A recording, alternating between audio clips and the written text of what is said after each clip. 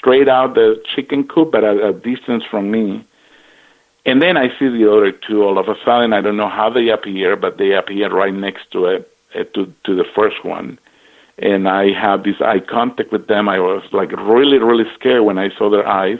But like I said, your body and everything started getting under control, under mind control. Now, I got to ask you a question. Were they dressed, or were they in the all-natural? I mean, did they have spacesuits on? Did they have a helmet on? Or did they, stuff like that? Okay, that's a good question. But remember, I was only 5.5 years old. I don't know what's going on, but they look like dolls, like ghosts and then dolls. I didn't see any physical, human characteristic like sex or nothing like that. I think that they had, to my knowledge, as I remember it, they had like a nylon kind of a skin, something. They probably have something like a uniform or something like some kind of dress, but not like humans. We dress like the way we dress, but something that protects them. But it was something that has to be really, really tight around their bodies. So, but I to my knowledge, it's like what I can remember. The most I try, I don't remember seeing any skin. Like I think it was protected. I saw their hands, of course. I don't remember their feet at all, but I remember their hands. What are their hands? And I remember their hands were like claws. So they were like claws, and they had the same color. They were like, everything was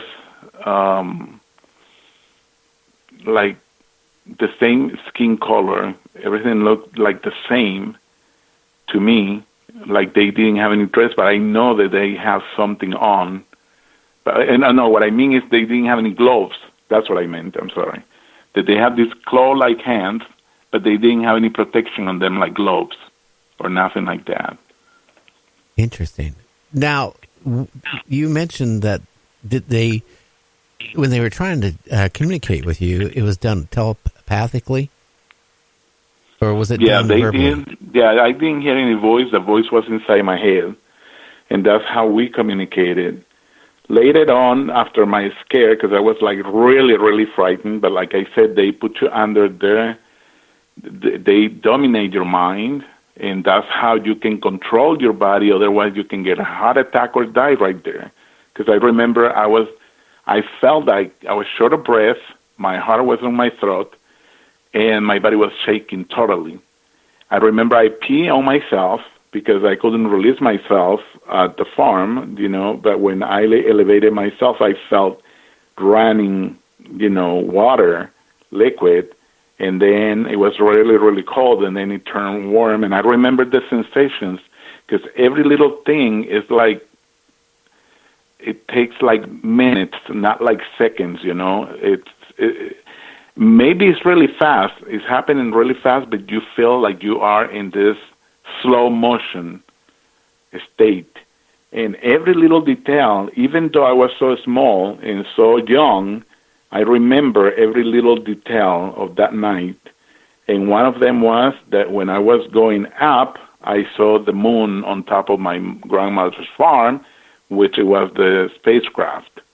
And that thing was pulsating, and it was like really, really bright. And I just can't believe that nobody woke up. Nobody came up to my rescue or anything. Nobody saw anything.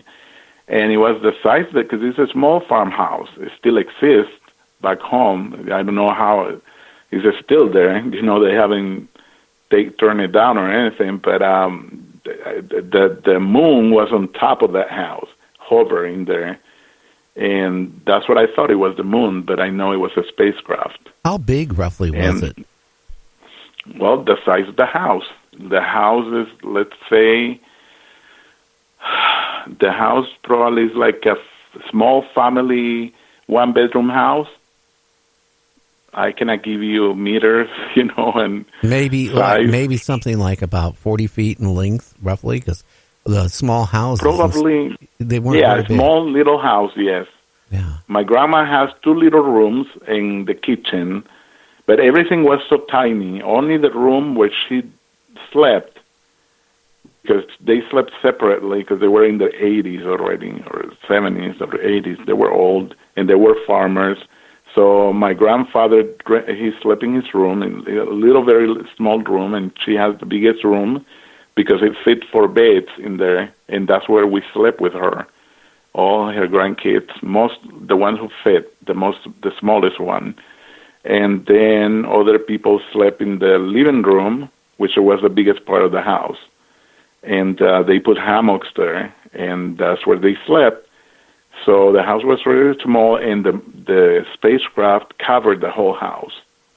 And it was hovering, and I can remember the heat coming out of the machine, and the craft. And I felt it all over my skin, like if I burn my skin, like it did burn. But also, I have the same halo these guys have, I had it on me. So, I think now that I had done a lot of researches and all that halo, it was to protect me, probably from the radiation from the craft or something. Otherwise, I could have been dead. But they had their plan, I was their plan. They had their plan because I was the only one that came out of the house, and I was the only one who had experiences before. Experiences like they talked to my mind, before, and I already knew that wasn't human, that didn't come from any other human. And I shared with my mom, but my mom didn't believe me. I was very little. She thought probably I was making up a story. Do you remember, by any chance? My memory, I'm 68 years old, Carl, and I can remember when I was 4 years old, we went camping, and I remember catching a huge frog. It's funny, you can remember little bits and pieces when at a young age. Do you remember what they were trying to communicate with at the first time they communicated with you? Or was it Well, the first thing I remember they were saying was, don't be afraid. That's what they said at first. Do not be afraid. And that I understood it in my head. It's not that they said it in Spanish words, because my first language is Spanish. They didn't say it in my language. They only said it, and I understood what they meant. But I don't remember in what language they said it, to be honest with you. That's like one of the things that so many years ago that I can't remember that part, but I remember I understood.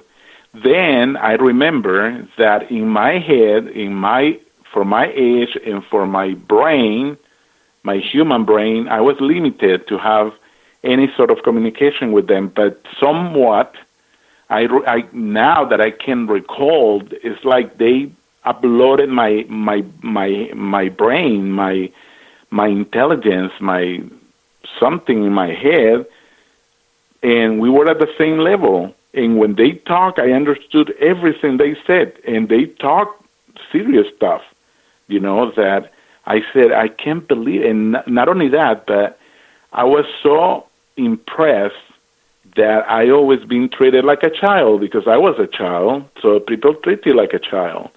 And these beings, they didn't treat me like a child. They treated me like one of them, just like one of them, like I was serious business, and they respect. That's the way I felt, respected. I felt this respect, and I was admired. I was, very impressed about this experience. Now, you mentioned you've been with ETs numerous times, encounters. This is your first one. How long was it before you had another encounter? How long after? Roughly, yeah. Well, roughly, you mean between that day and another time, or, yes, from there to now? Yeah, no, how many times do you think you had encounters? And you had your first encounter at your grandmother's farm. How long afterwards did you have your second encounter? Okay, my second encounter, I remember that when I was a teenager, like after 10 years, no, a preteen, like at 10 years old, I started having all these memories coming back to my head, like something that you live, like a trauma that you lived and it's coming back to you, but I don't remember that I physically, or I don't remember that I really lived that until I started having these returning memories in my head, and they play back from beginning to end. And that's when I noticed that I open my eyes and I see these visions of these beings communicating with me. And what happened here is that I started, I was like trapped in this relationship of having these beings talking to me or communicating with me, and I couldn't get out of that communication. And somehow I stopped breathing so I can chalk my mind and be awake and alert. And when I could get off this, how can I explain it? This grip that they had on me, I woke up and I started screaming. And even though I was screaming and awake, I saw the images. And these images were in three-dimensional view. Like now, who would say that years later we were going to have these machines that produce these images, And back in the 70s, when I was a preteen, I saw these experiences that I had that I don't recall having them, and they came back to me, and I saw them in front of me. I started screaming. My parents come in, and my dad will be upset, really upset, because this is like, my dad was the son of a military guy who was like really, really strict, my grandfather. And my mom was a softer woman. She was born in a farm, but she got out of the farm when she was very small, studying the city. And she was like more like a poet, She liked to write poems and talk about beautiful things and culture and all that. My dad was all the contrary. He was like, you have to be a man and you have to show that kind of emotions like a man, and men don't cry and all that kind of thing. So when I started doing my drama show at night, he will come back to me and say, "Oh, what drama do you have today?" And I will be really upset, and I've been telling him, but he will not believe me. So whatever I did, my dad will not believe me. And my mom will just go with the flow. So then I found myself that I was on my own, and I didn't know how to share my stories. I was feeling depressed, feeling like you said earlier with PTSD, And but then one day I said, I just can't be living my life like this. I have to be a boy, and I have to be happy. That's my life. That's what I have to do. And I'm not going to tell anything to my parents, because if I share it, then I'm crazy. And none of my brothers and sisters, they had this issue. I was the only one. Later on, of course, I realized that my siblings, they had experiences with the paranormal, and my mom too. So, but everybody on their own little world, and nobody will come and share nothing.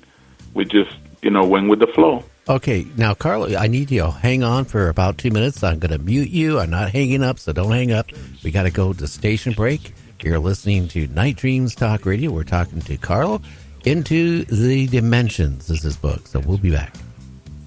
A realm of spirit, of sight and sound and mind. Your radio is a cosmic doorway, and your psyche begins to spark. When you tune in to Gary and the Sun and Night Dreams After Dark.